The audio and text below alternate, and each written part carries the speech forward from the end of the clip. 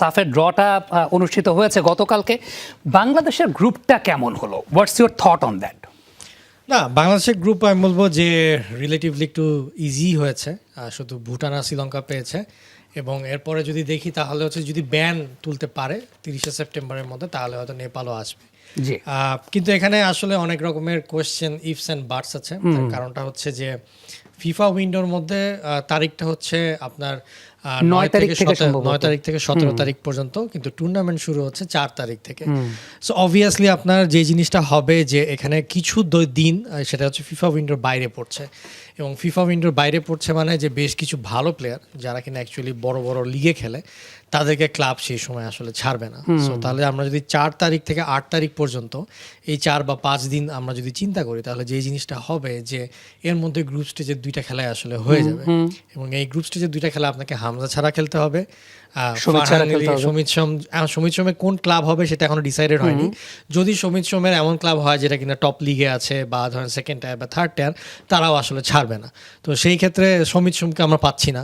এরপরে যদি আমরা ফারহান আলী ওয়াহিদ, যে কিনা বাংলাদেশের নিউ সেন্সেশন হতে যাচ্ছে, তার কথা চিন্তা করি, সে ফুলহ্যামে খেলছে, সে কিনা ইংলিশ প্রিমিয়ার লিগের টিমে খেলছে। সো তারও আসলে সেই ক্ষেত্রে আসলে চান্স পাওয়াটা মানে ফার্স্টের 2টা ম্যাচে আসাটার সম্ভাবনা খুবই কম।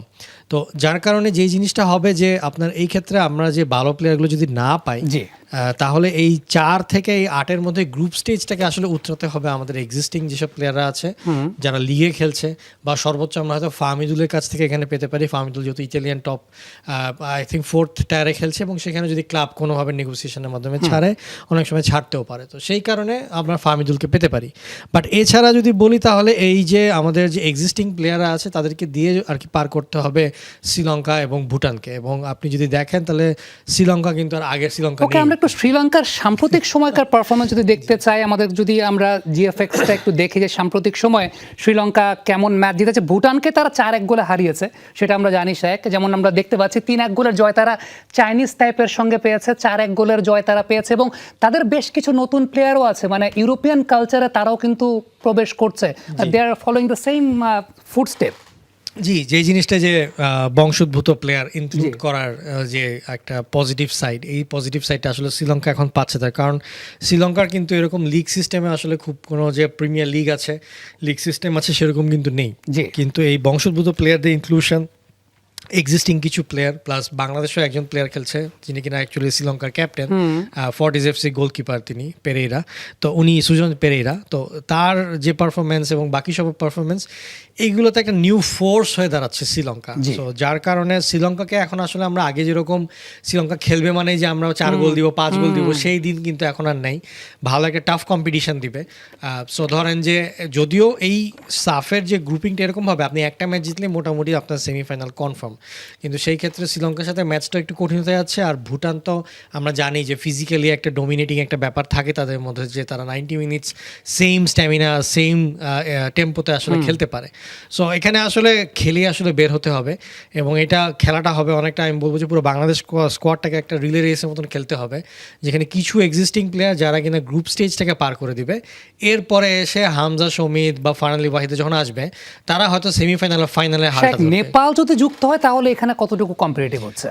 তাহলে কিন্তু আসলে বেশ ভয়াবহ একটা কম্পিটিটিভের জায়গায় চলে যাবে। কারণ আপনি যদি নেপালের স্কোয়াড যা আছে না কেন এবং তাদের যে কোয়ালিটি যা আছে না কেন, আমরা কিন্তু আমার জানা মতে লাস্ট কয়েকটা ম্যাচে আমরা এখন পর্যন্ত নেপালকে হারাতে পারিনি, এবং শেষ যে খেলাটা হয়েছিল বাংলাদেশের মাটিতে সেখানে আমরা আসলে 2-2 গোলে ড্র করেছিলাম। হামজা সেই ম্যাচ খেলা সত্ত্বেও সেখানে হামজারই আই থিঙ্ক 2 গোল ছিল, কিন্তু তারপর আমরা ম্যাচটা জিতে বের হয়ে আসতে পারিনি। সো যার কারণে এখানে নেপাল যদি আবার অ্যাডেড হয়ে যায় এই গ্রুপের মধ্যে, তাহলে কিন্তু শুধু একটা জয় দিয়ে সেমিফাইনাল মানে হবে না। সেক্ষেত্রে যে জিনিসটা হবে, আপনাকে একসাথে হয়তো 2টা ম্যাচ জিততে হবে বা একটা ম্যাচ জিতে 8টা ম্যাচ ড্র করতে হবে। সো এখন সাফ এই পর্যন্ত যেটা করেছে, শ্রীলঙ্কাকে 30শে সেপ্টেম্বর পর্যন্ত একটা ডেডলাইন বেঁধে দিয়েছে, এবং তাদের ব্যানের যে ধরন, তারা যদি এটা খুব কুইকলি এটা নিয়ে অ্যাকশন নেয় অ্যাজ এ নেশন, তাহলে আই থিঙ্ক এটা 1 মাসের মধ্যে, নেক্সট 1 মাস বলেন বা 2 মাসের মধ্যে খুব ইজিলি এটা সলভ করা পসিবল। যেটা কিনা ইন্ডিয়াও এর আগে এরকমই একটা ব্যান খেয়েছিল, এবং সেখান থেকে মাত্র 2 থেকে 3 সপ্তাহের মধ্যে তারা ব্যাক করেছিল। এটা জাস্ট তাদের গভর্নমেন্টকে আর কি অ্যাগ্রি করতে হবে, একটা নতুন একটা ইলেকশন দিতে হবে, তাহলে এই জিনিসটা হয়ে যাবে। আমরা ভুটানের সাম্প্রতিক সাম্প্রতিক পারফরমেন্স যদি একটু দেখতে চাই তাহলে আমাদের সেই সাপোর্টটা যদি আমরা একটু পাই, গ্রাফিক্যাল সাপোর্টটা, ভুটান সাম্প্রতিক সময় কেমন পারফরমেন্স করেছে? খুব বেশি ভালো না আসলে, 2-1 গোলের জয় তারা ব্রুনাইয়ের সঙ্গে পেয়েছে, 4-0 গোলের হার, আবার 4-1 গোলের হার, সবকিছু মিলে ভুটান কেমন প্রতিপক্ষ হতে যাচ্ছে?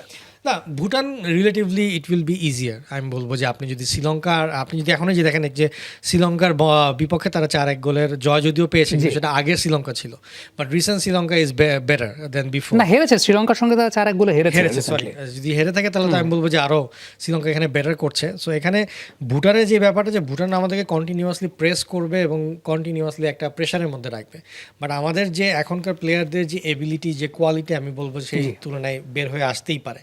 সো এই জন্যে আর কি মোটামুটি এখানে আমি কনফার্ম যে বাংলাদেশ ইজিলি এই গ্রুপ থেকে বের হয়ে আসবে। অ্যান্ড গ্রুপ চ্যাম্পিয়ন না গ্রুপ রানার্স আপ, এটা বাংলাদেশের উপর নির্ভর করবে এবং একটা বড় আকারে নির্ভর করবে নেপালের ইনক্লুশনের উপর।